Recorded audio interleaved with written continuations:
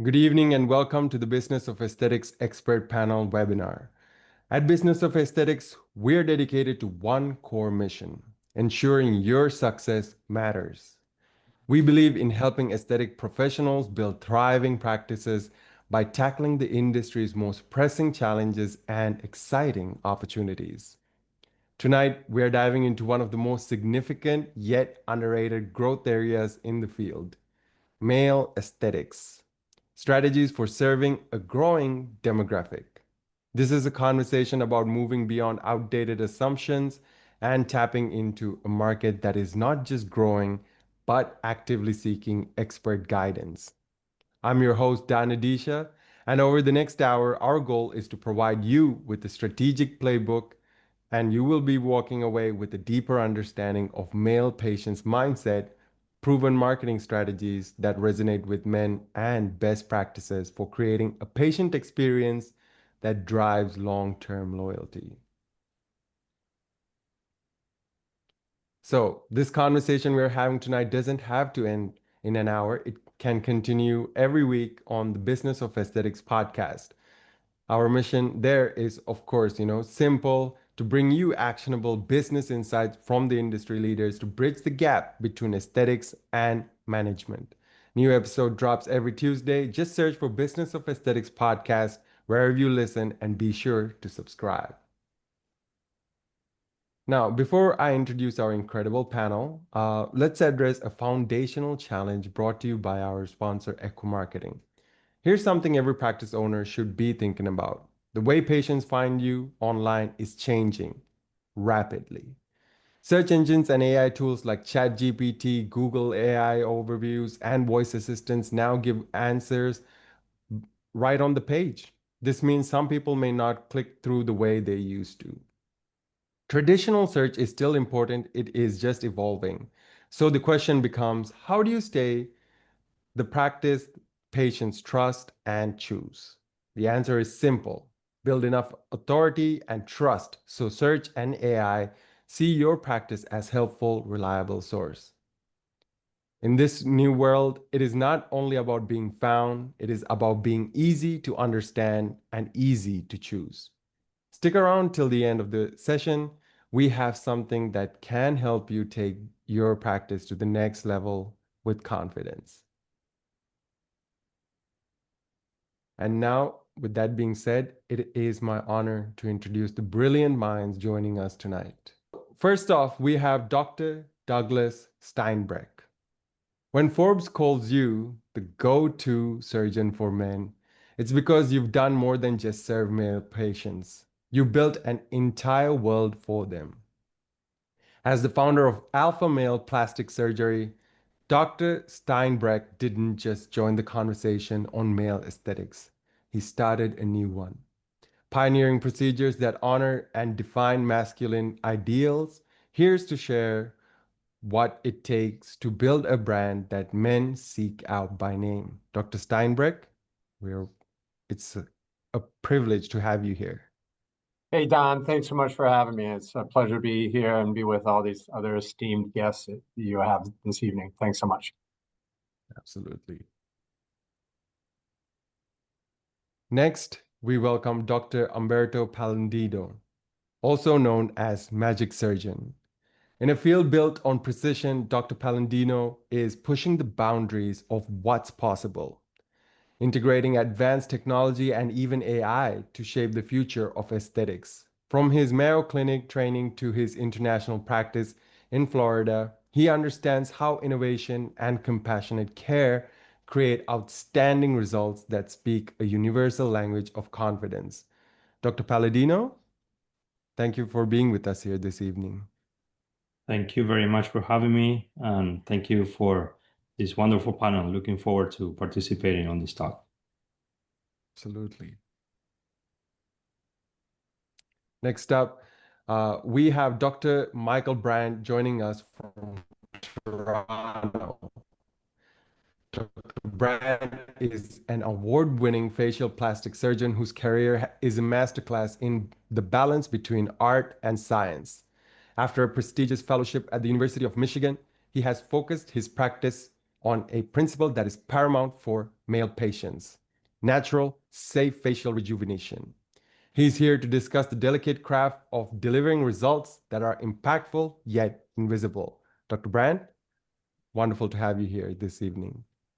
Thank you so much for having me. I'm looking forward to a really interesting conversation with these great panelists. Absolutely.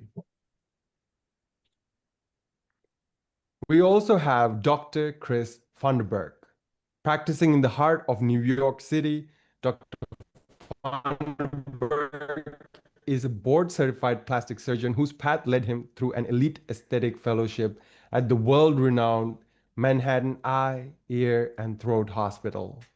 His focus on meticulous technique in body contouring is dedicated to helping patients achieve results that are not just aesthetically pleasing, but authentically their own. Dr. Funderburg, thank you for taking your time and being with us this evening. Thank you so much, Don, for including me. Looking forward to hearing from each of our panelists. Absolutely.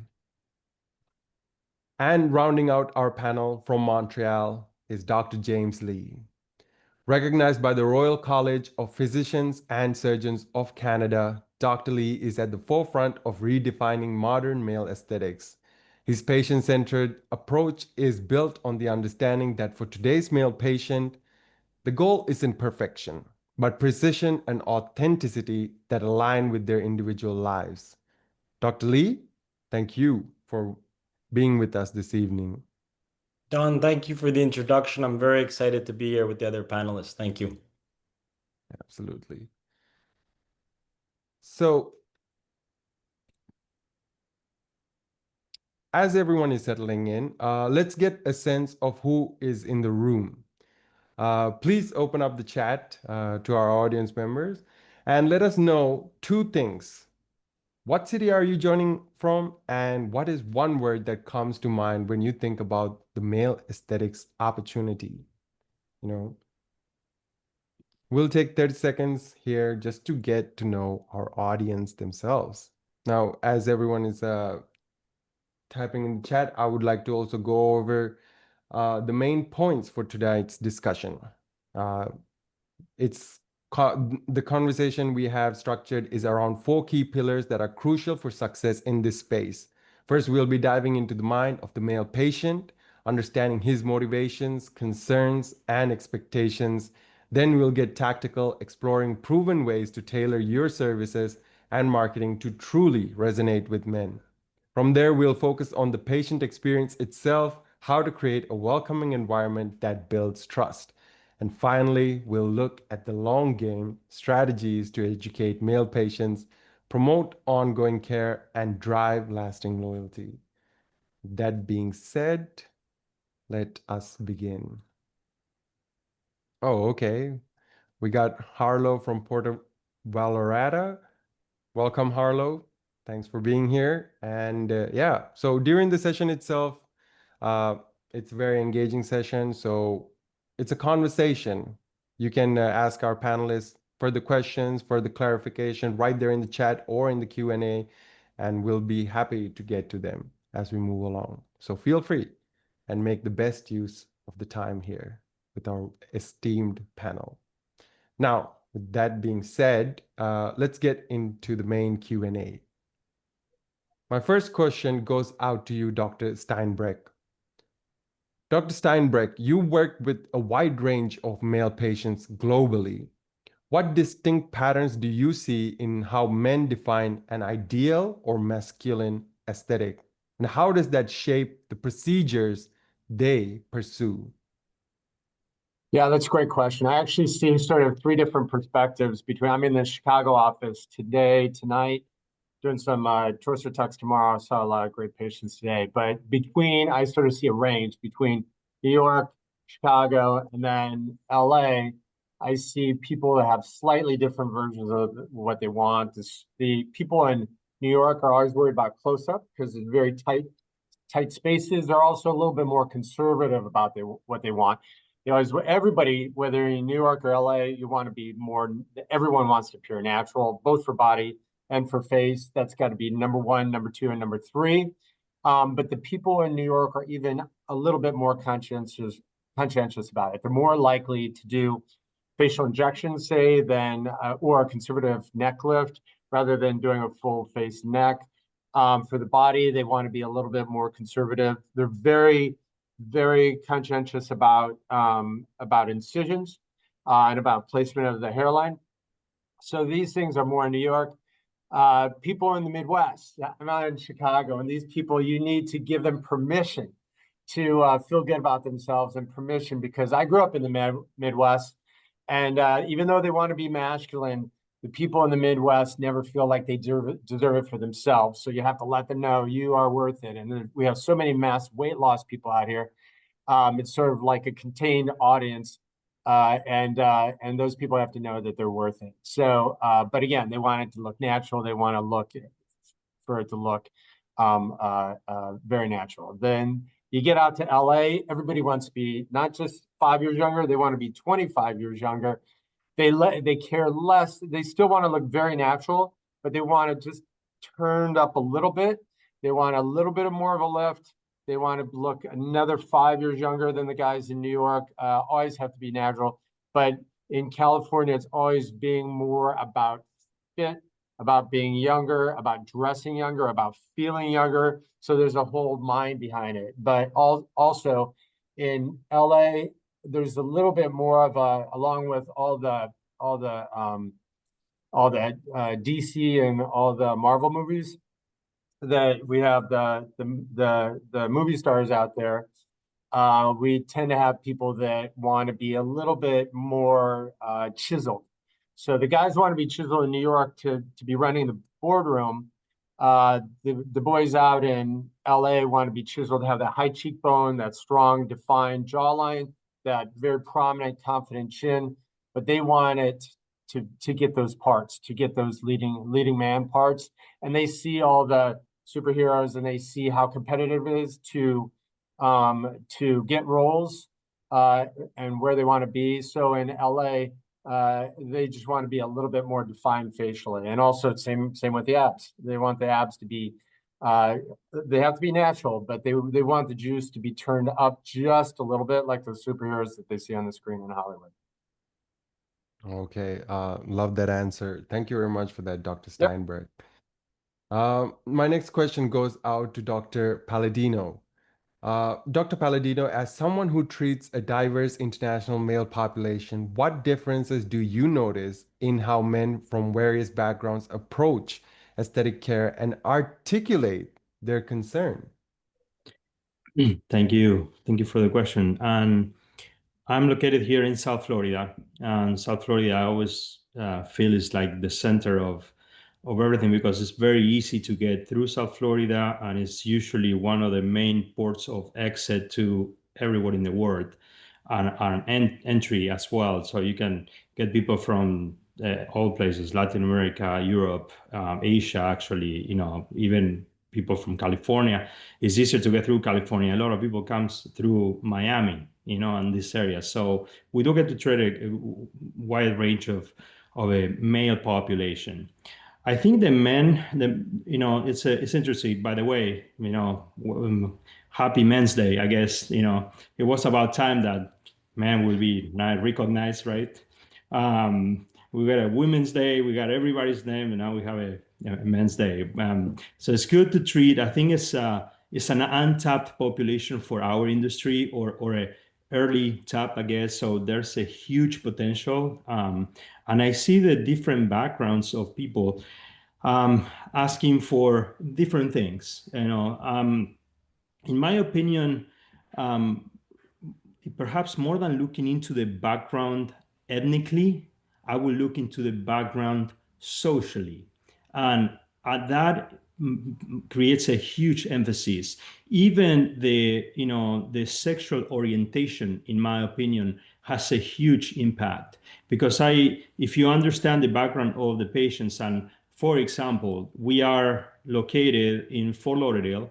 Fort Lauderdale, there's a neighborhood that is one of the largest gay neighborhoods in the United States. And in my opinion, homosexual men tend to have a huge, different approach compared to heterosexual men.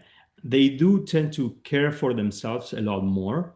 That they pay attention to a lot of other things that perhaps heterosexual men don't pay so much attention to, and they also take care of themselves better. So our male population, I will say, is in large part mostly homosexual, and they do tend to go to the gym, take better care of themselves, and what they're looking is different. So I think besides looking into the ethnicity for them and the different backgrounds, you have to look into their real background. What are they coming from socially? And I think that plays a significant role in what we do. In general, I will say that we do mostly body surgery, although I see a trend growing into the facial, surgery. And I think it comes to the fact that male are accepting more these procedures. So because of that, I think they're willing to go into the facial aspect of it, getting all the way little things like, chin liposuction. Fat transfer is huge in our industry because we create a lot more of facial balancing in a more stable approach than with fillers. We do have a med spa here in Fort Lauderdale that also we treat male patients, and we see a significant amount of increase, perhaps over the last 2 to 3 years, on male patients. And the other thing that I think we need to be mindful when we treat these patients is also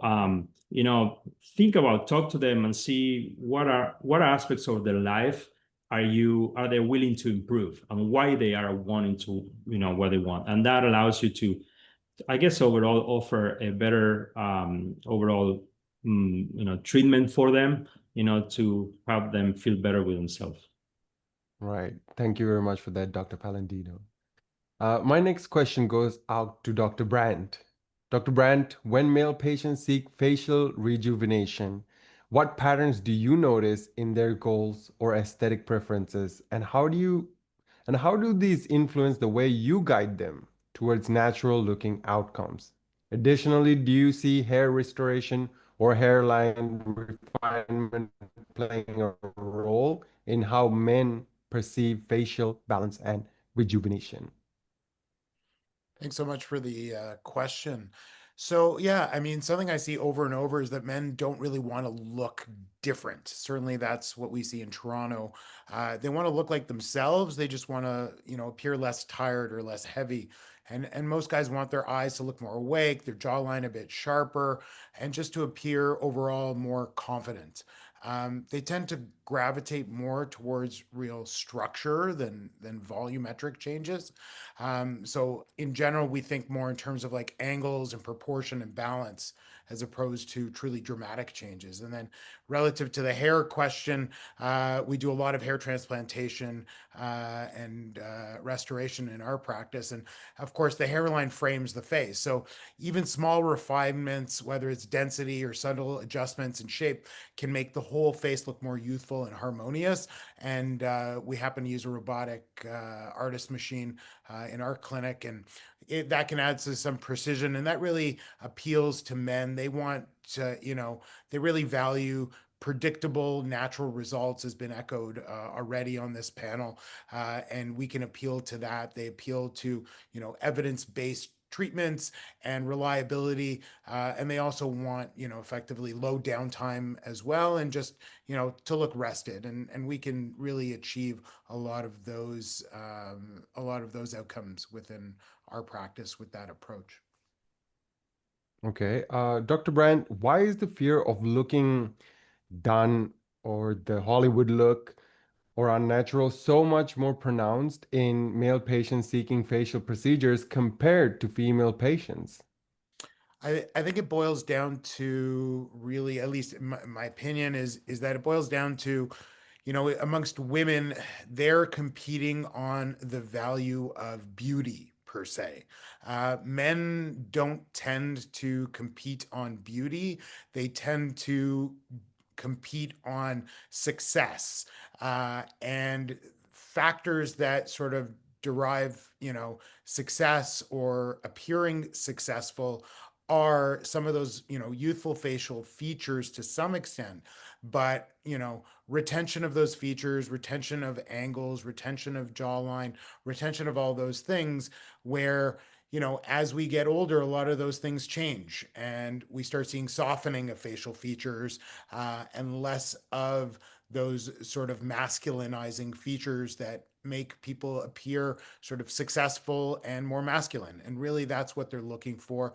They're looking to look like themselves, but, a little bit of a rested version of themselves, as opposed to being made to look more beautiful or proportionally beautiful to try to sort of appeal to some magazine or some new norm that exists in pop culture. Okay, thank you very much for that, Dr. Brandt. And before we move on to our next question, I would like to engage the audience in a little poll. So you should see a poll on your screen. Right, here we go.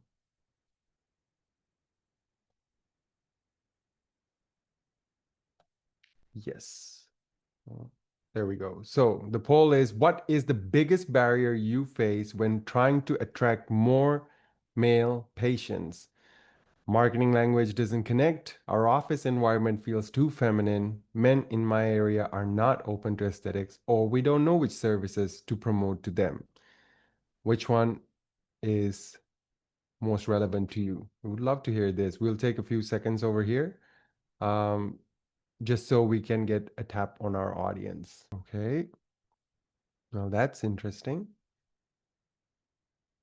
So we have men in my area not open to aesthetics being a prominent one, and then we don't know which services to promote to them in secondary. Okay, that's very interesting. I'm going to end the poll real quickly here. And yeah, so I'm just going to share the results with our panelists so that perhaps we can lean a little bit into this. I would actually like to open the floor real quickly for all of our panelists to give perhaps a key takeaway on this. What do you think? How can we address this? What is the biggest barrier you face when trying to attract more male patients? Men in my area not open to aesthetics, we don't know which services to promote to them. How about we start with Dr. Funderburg? Do you have any opinion on this matter? Yes. So I found over the last 3, 4 years that my practice has really been evolving. And I think it sort of goes to some of those concerns. So 3, 4 years ago, I would say, and I focused primarily on body contouring. So 3, 4 years ago, it was primarily gynecomastia, some liposuction for the men. And then over the last 4 years, there's been a huge pendulum swing to more open procedures. So more tummy tucks, more circumferential lower body lifts, male mastectomies, arm lifts, thigh lifts. And I really think it was brought on by, the rise of the GLP-1s, social media influence, everybody seeing, these fitness images. It's been a huge change for us. And along with that has come a change in marketing.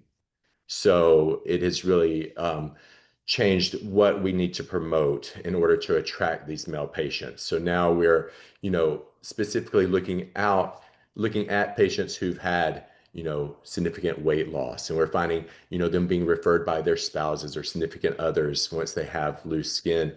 I think that is a huge, huge market that has previously, not been available or has been untapped. So I think that is just a really a key point that we could market towards and really increase our patient base would be those weight loss male patients, loose skin, whether it's facial, body, doesn't matter. So I think that would be one key point. Is there particular messaging that you're giving out with these type of marketing? I think it's all in the stories you tell. So we're just making sure that people understand. We present patients, we'll let them explain their problem, how it's frustrating, how extra skin is limiting their ability to do sports or other activities or, in the bedroom, whatever it is.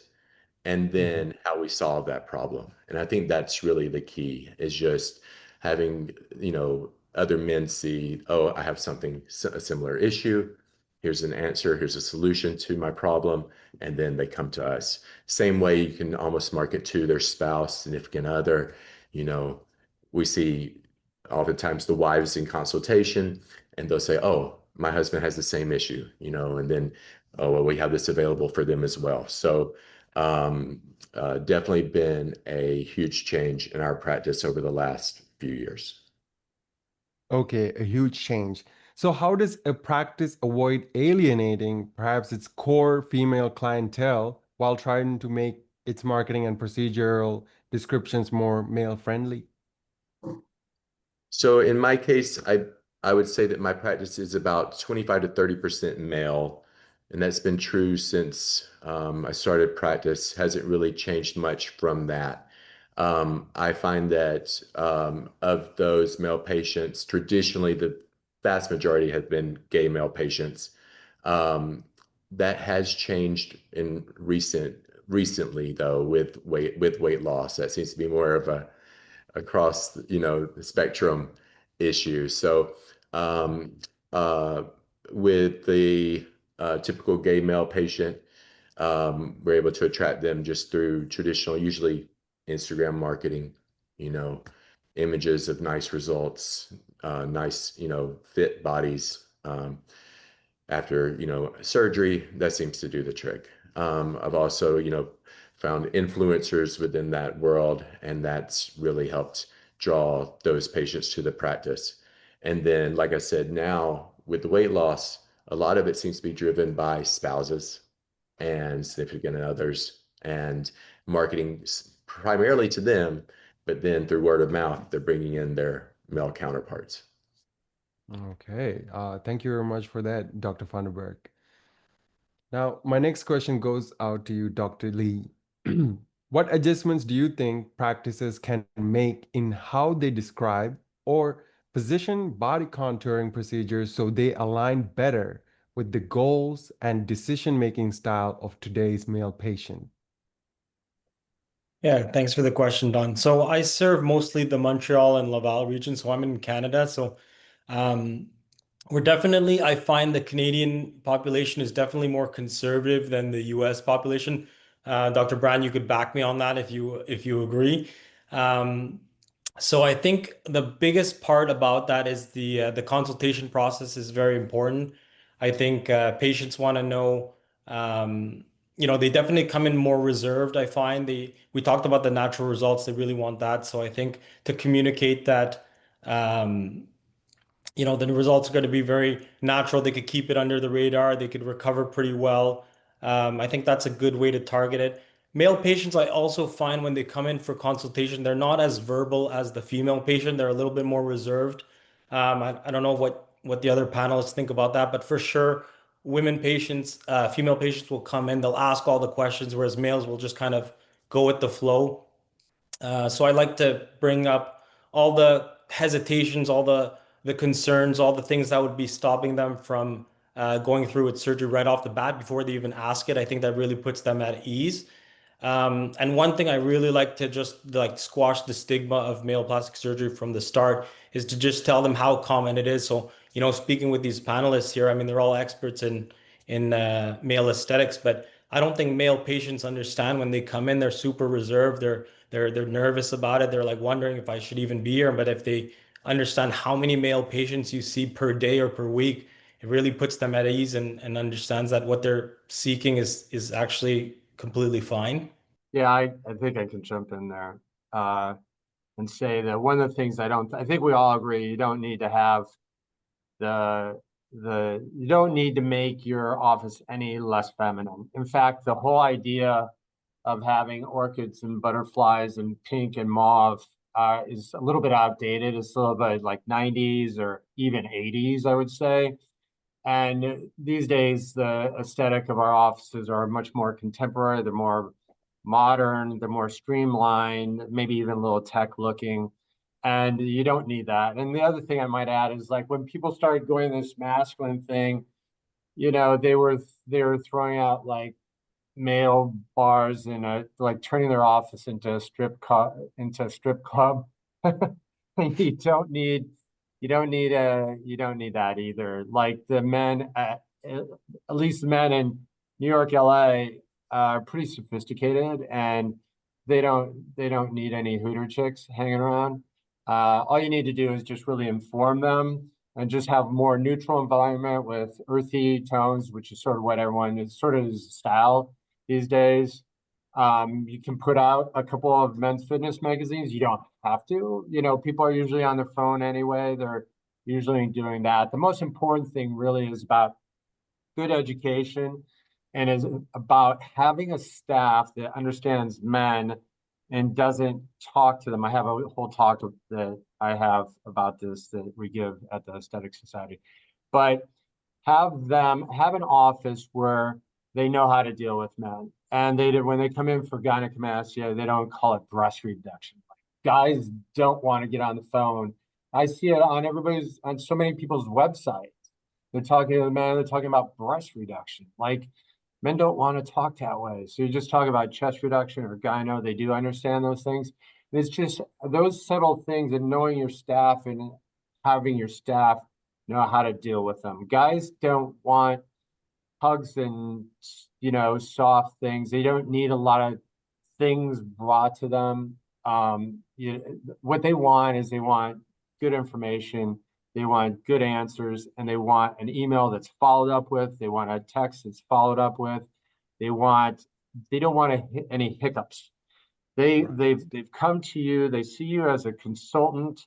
Men are more likely to sit back, trust what you do, not shop around so much, not ask so many questions. They see you as a consultant, and they're going to trust what you do, but they're going to expect that you do your job well.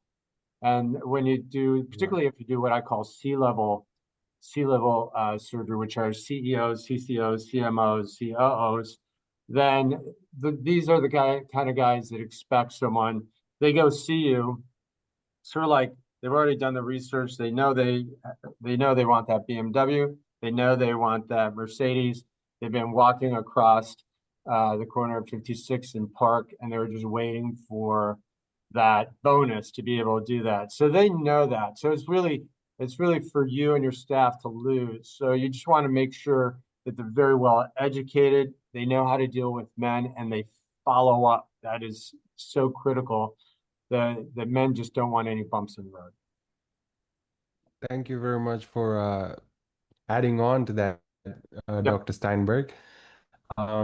Before we continue, I have a small message from our sponsor. Share my screen real quickly. So I've got a little gift from Echo Marketing for everyone here tonight, a complimentary one-on-one marketing strategy meeting.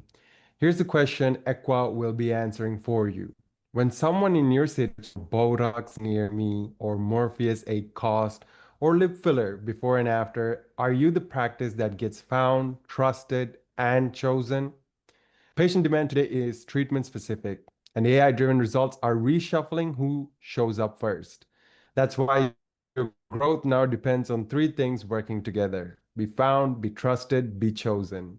In your session, an Equa strategist will do a live audit of your market position and give you a treatment level visibility plan designed to attract more qualified consults for injectables, lasers, and body contouring. It's immediately actionable, no fluff. These sessions fill up fast because our team does real prep work for every audit. So if growth is on your radar for 2026, this 45-minute session will be the best use of your time. Scan the QR code or use the link in the chat. It takes a minute to reserve, and it's completely no obligation. You'll leave with a map you can implement us, your team, or in-house. So go ahead and book your session now. So next time patients search for those treatments, they find you. Right. So Dr. Steinberg, you've pioneered branding and procedures specifically for men through Alpha Male Plastic Surgery USA. What strategies have proven most effective in positioning your services and marketing messages so they resonate with male patients without feeling overly cosmetic? Yeah, I think it's really knowing what what people want, and common things happen commonly. So, this also goes out to people that are looking for a point of entry. So, most common thing you're going to see is gynecomastia, and if you want to start with something that's basic, then that's a good place to start. So, people that come in with that, everybody out there has done liposuction. So this is just doing liposuction, but then resecting the gland. And that's a really good place. The other thing is that I just find amazing is I'm a big fan of implants, pec implants, bicep implants, gluteal implants.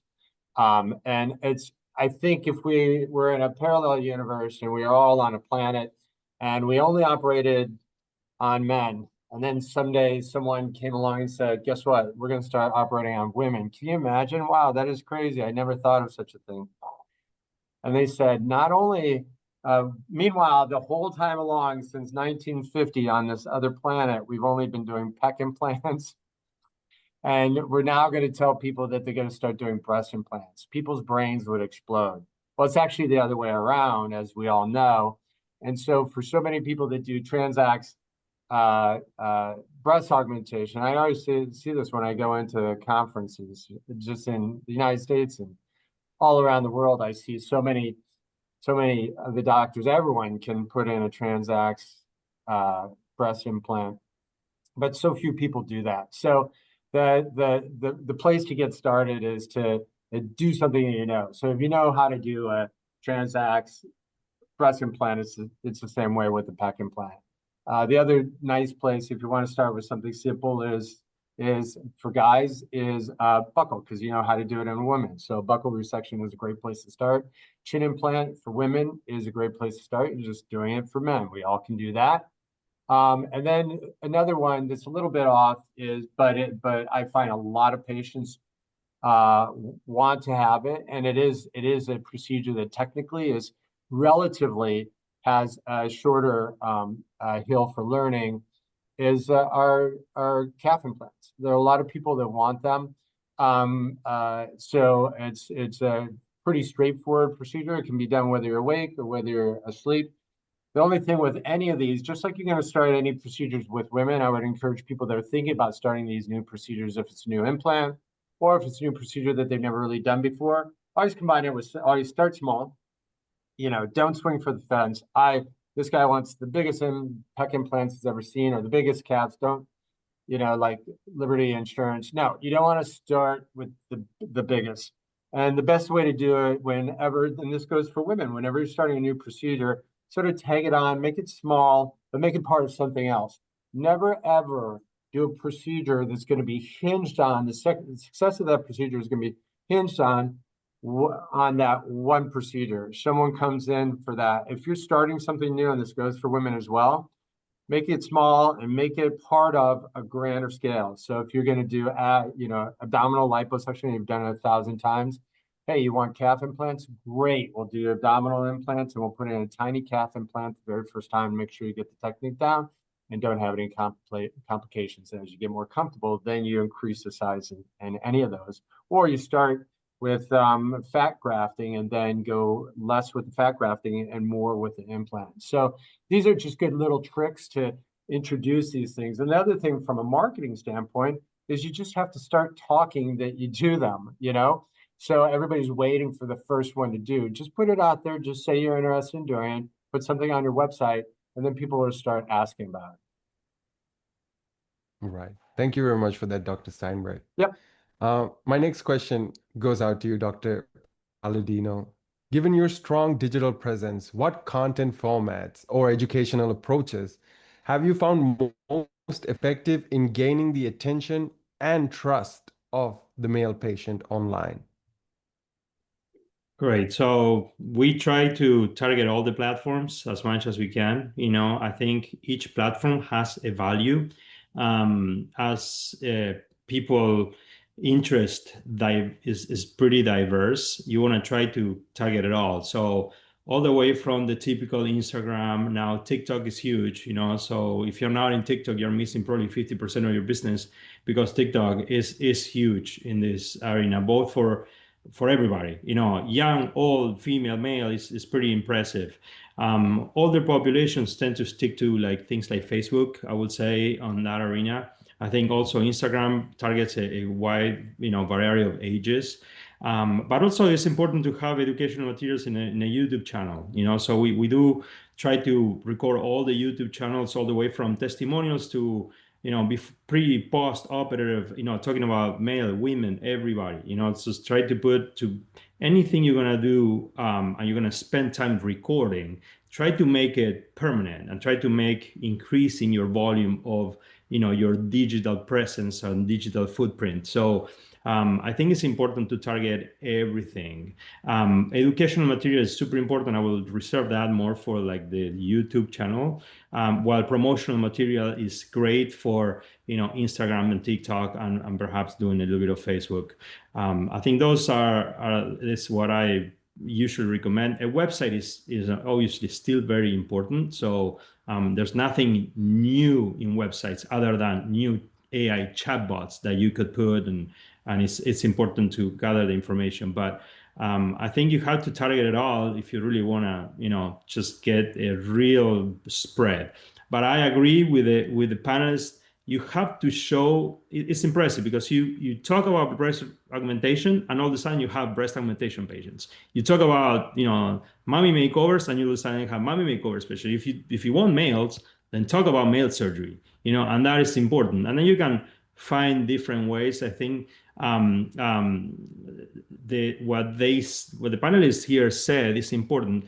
Try to channel a little bit of the male population through their significant others, because in general, that especially coming through women is where we see the magnet attracting now patients. I'm a male. We're all males here in this panel, so we understand exactly how our mindset works. If my wife tells me to get something done, it's more likely that I will do it if I have to do the decision myself, right? And that is very important. So it's a good avenue to target, and we do something called couples makeover, right? So people accept a little bit more, saying, okay, when my wife has something done, then what's there for me? So you have to look at those avenues, and I think it's important to try to target everything and try to build up, but you have to become a little creative in marketing ways, which I think in our view is important. But show it, show pec enhancement, show your chiseling, your real six packs. If you show more, you're gonna get more of that. Right. Thank you very much for that, Dr. Palladino. My next question goes out to you, Dr. Brandt. From your experience and academic perspective, how can practices refine their messaging and visual materials to highlight results and procedures in a way that resonates more strongly with men without alienating their broader patient base? Yeah, so this sort of gets at sort of what we were talking about a bit earlier. I mean, when it comes to messaging, men respond really well to clarity and credibility, right? They don't want aspirational beauty language. They want to understand the why, the how, and the longevity of the results. So I think practices can do a few simple things. You could show subtle, natural looking results. Men want to see examples that don't look done. They want to see what's been going on, and they just want to see that sort of the proof is in the pudding, so to speak.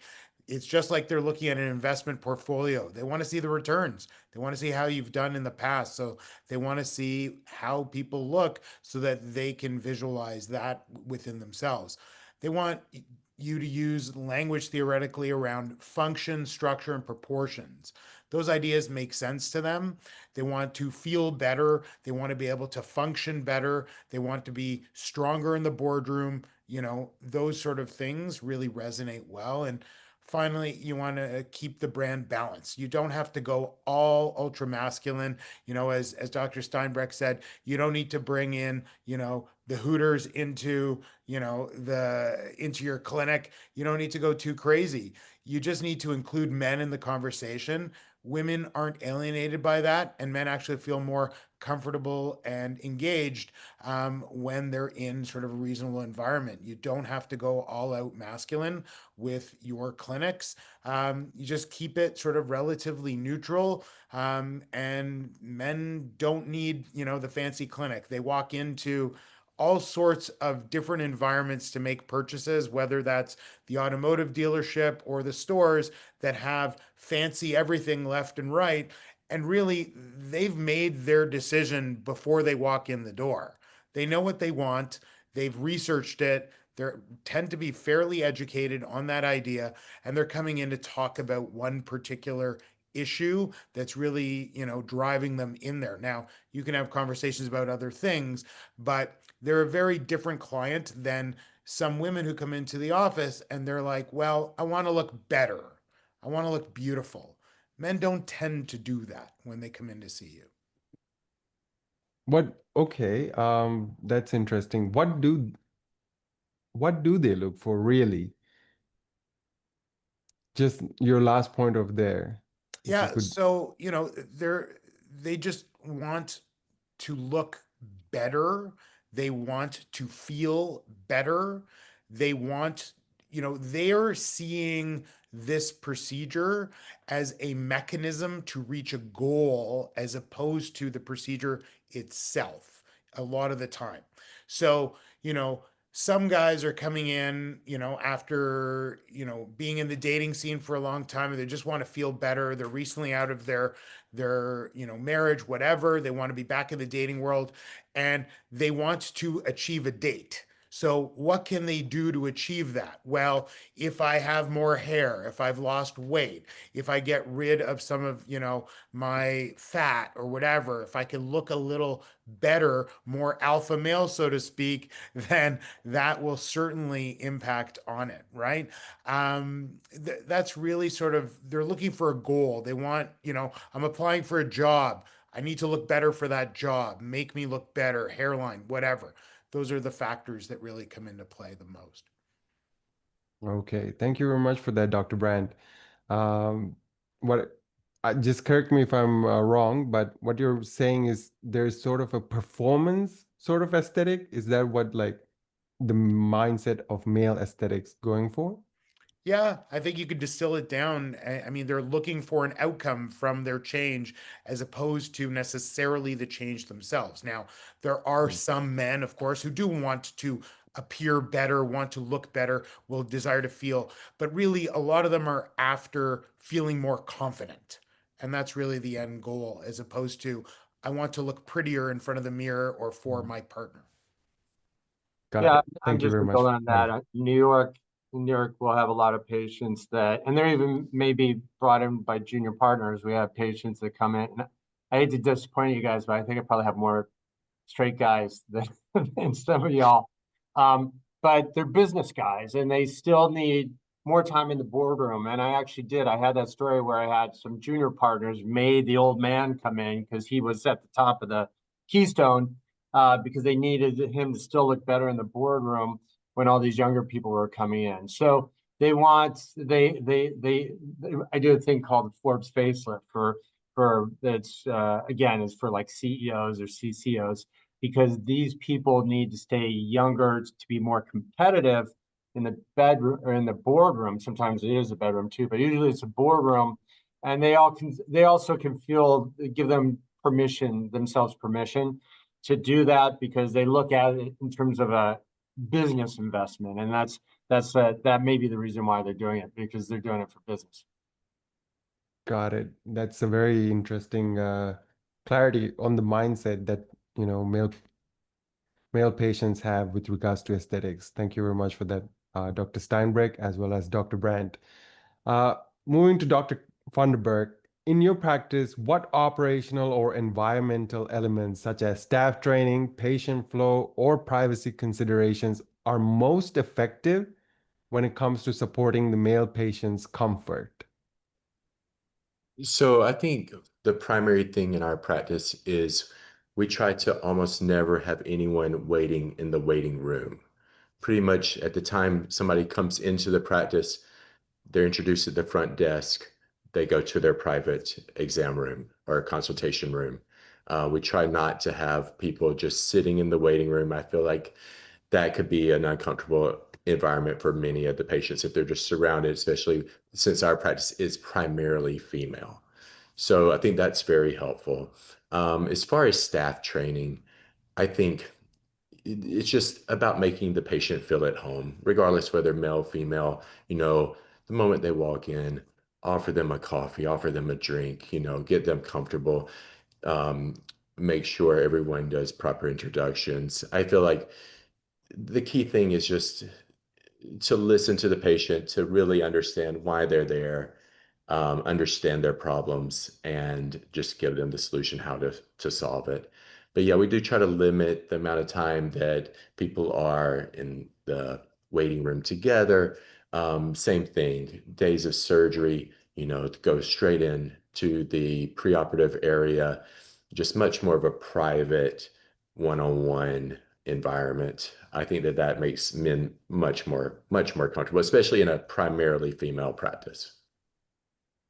Okay, perhaps we could get a little practical here. What's a simple or low-cost change any practice can make to their waiting room to make it feel more gender neutral and welcoming to men, perhaps? In our case, you know, our waiting rooms, I would say, are just the offices in general. They are more neutral. It's not like Dr. Steinberg was saying earlier, that rose-colored, with all of the outdated female imagery. It's very neutral, very stylish, modern art. Those things appeal across genders. Right. Uh, Thank you very much for that, Dr. Funderburg. Now moving to Dr. Lee. Dr. Lee, in your experience, what aspects of the consultation or overall patient journey are most important for making male patients feel at ease, especially those seeking surgery for the first time? Yeah, thanks for the question. I think I touched a little bit about this on the previous question, but again, I think the consultation part, the patients are very reserved. So again, I like to really try to push that stigma of male plastic surgery out of the window right away. Just let them know how frequent it is. Another concern, and I guess Dr. Steinbridge, especially your patient population, who's you're saying there's really high level in the boardroom. I find that male patients really want to know about recovery, they can do after surgery, how quickly can they get back to work, back to the gym.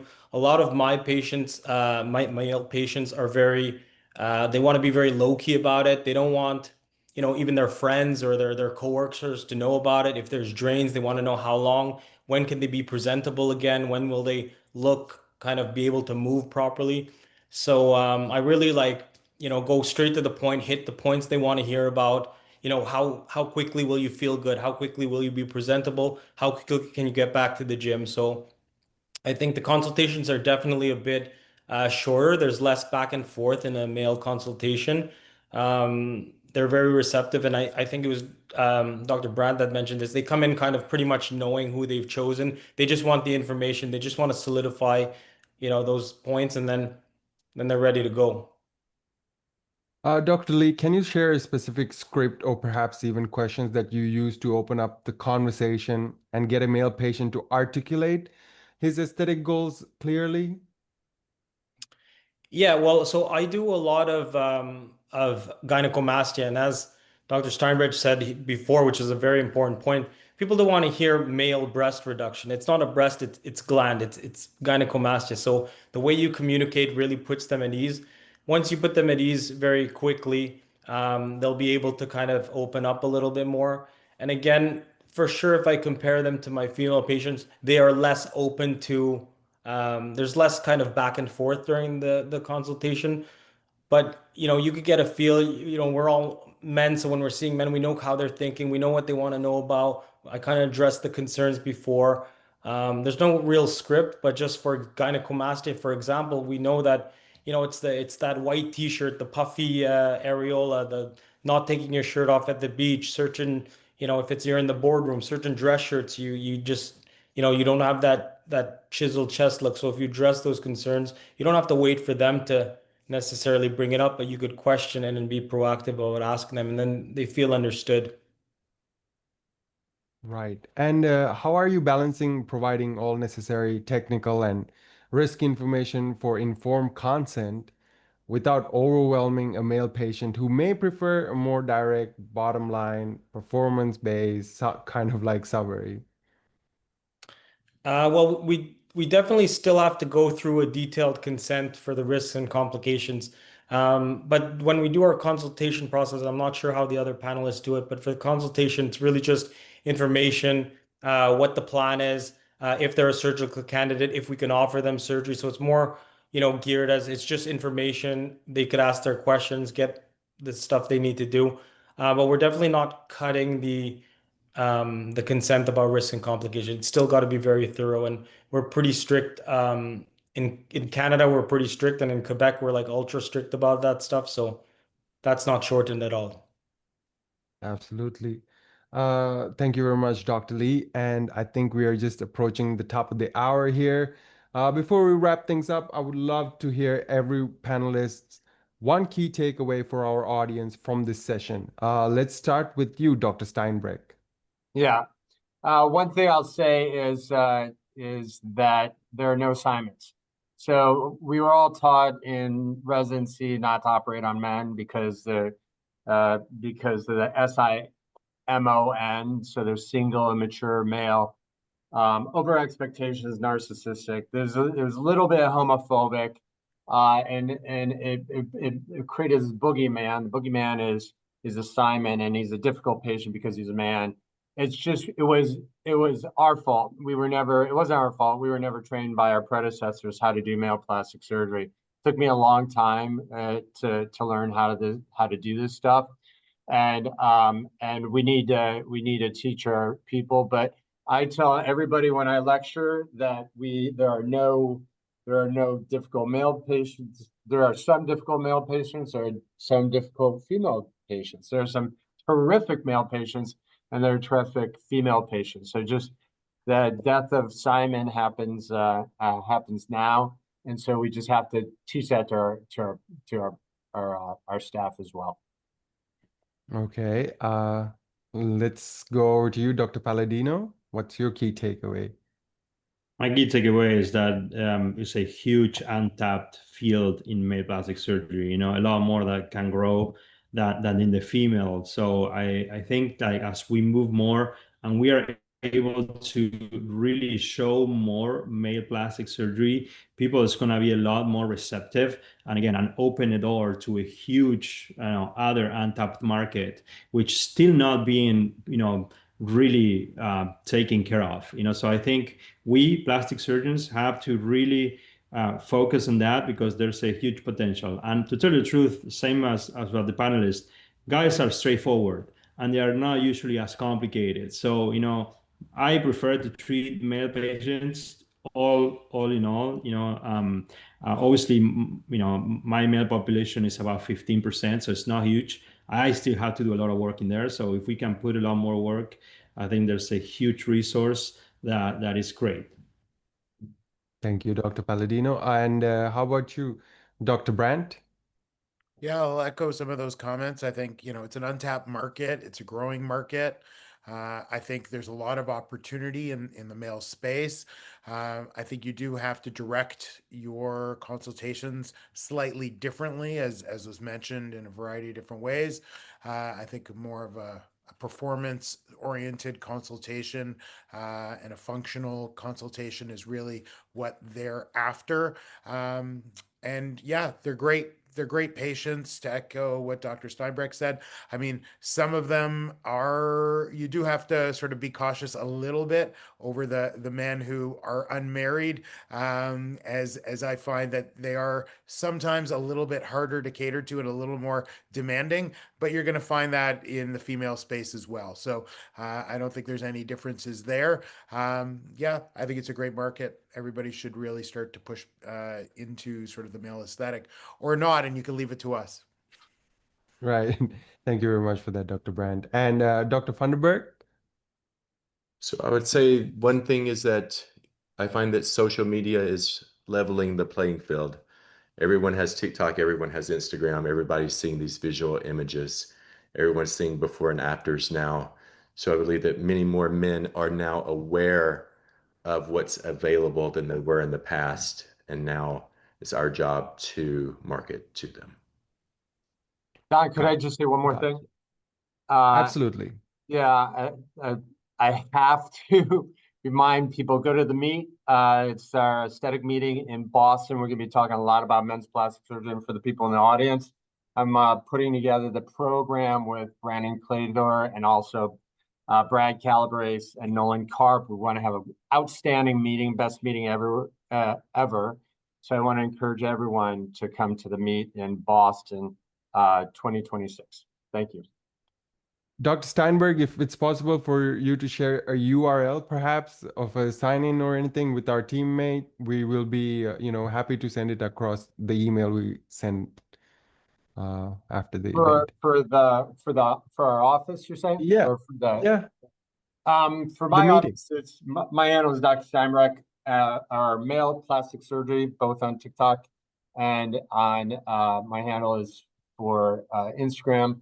And then the websites are maleplasticsurgery.com, maleplasticsurgerynewyork.com, maleplasticsurgeryla.com, and maleplasticsurgerychicago.com.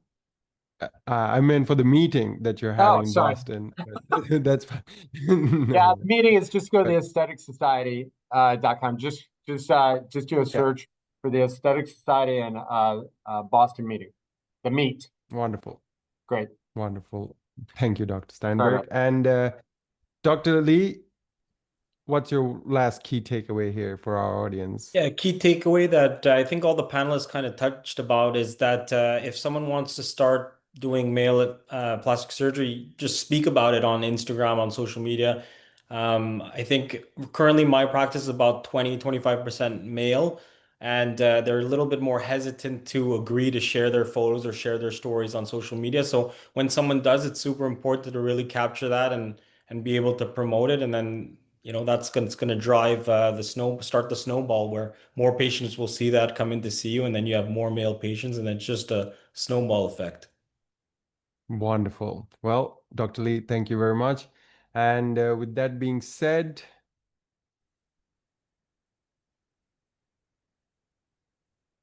we have arrived at the end of our panel here tonight.